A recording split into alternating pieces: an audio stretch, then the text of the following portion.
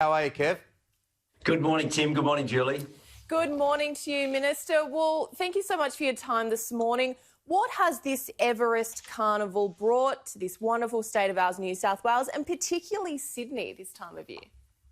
Yeah, I think what it has done, it's put a focus on where we've come from all the way from February, March, when the pandemic started to kick in, and we needed a spark, we needed something to work toward, and I think the Everest has given us that goal to work toward.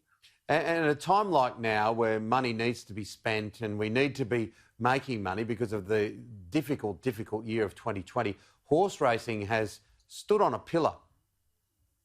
Yeah, and you're absolutely right, Tim. It was one thing that we, right at the very start, looked at those biosecurity plans that we could put in place to keep the racing industry going.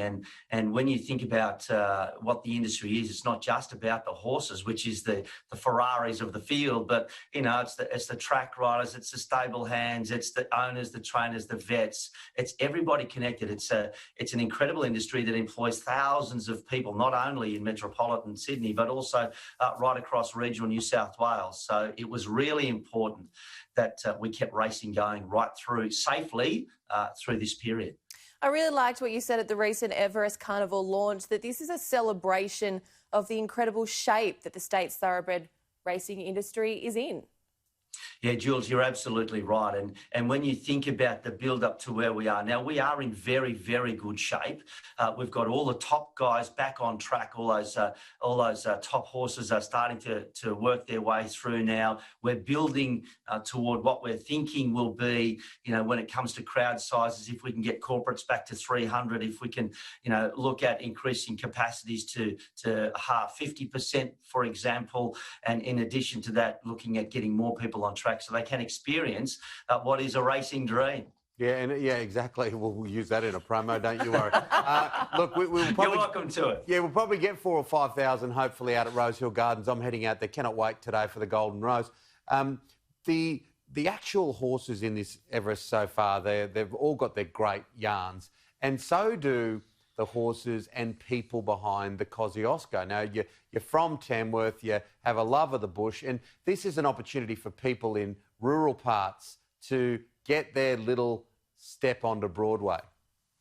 Absolutely, and when the draw for the Kosciuszko came out a couple of weeks ago, you could almost hear the whole of regional New South Wales cheer when they saw their name come out of that draw, and very exciting for Cody Morgan. He's got 3 horses in the Kosciuszko, and for 3 horses to come out of one stable of Cody Morgan Racing, it's quite extraordinary. So we've got great hopes, and obviously, my allegiance will be coming out of Cody's stable. But it's a dream come true to have a horse on a big day, big event, big race right in the middle of Sydney, and it's a very special time. So the Kosciuszko, as well as the Everest on October 17, that's the build. That's where we're going to. Let's hope we can get some more people on track so they can feel it and experience it live. And Cody's got a very, very good chance in the Kosciuszko as well. But, I mean, you look at the figures projected this year, 9.5 million a tip to watch the carnival. So it's going to be broadcast across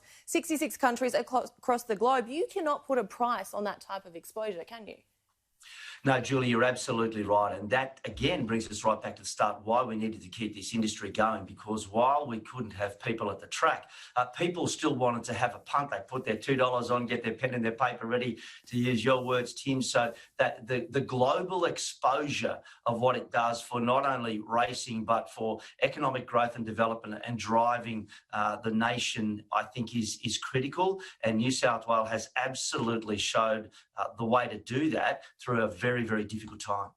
All righty, yeah, we've all got a bet with our head not over it. Is there something that 100%. You like today? Is there a little something out there at Rosehill Gardens that the Minister might like?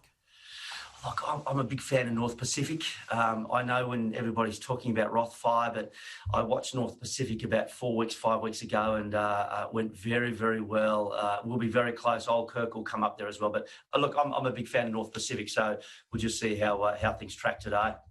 We'll see if we can use that in a promo as well, Minister. Thank you so much for joining us. We appreciate your time. Lastly, racing at Gunnedah today as well for the Manila Cup. So all the best, everybody at Gunnedah.